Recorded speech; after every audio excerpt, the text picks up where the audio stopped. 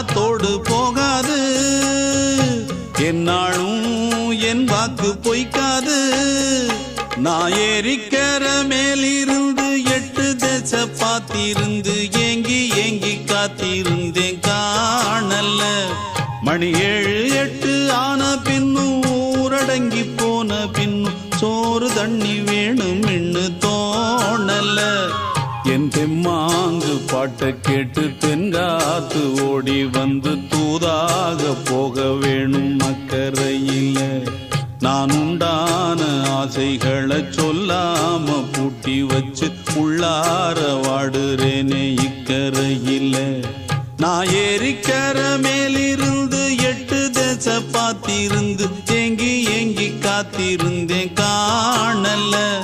மணி 7 8 ஆன பின்னும் ஊரடங்கி போன பின்னும் சோறு தண்ணி வேணும் என்ன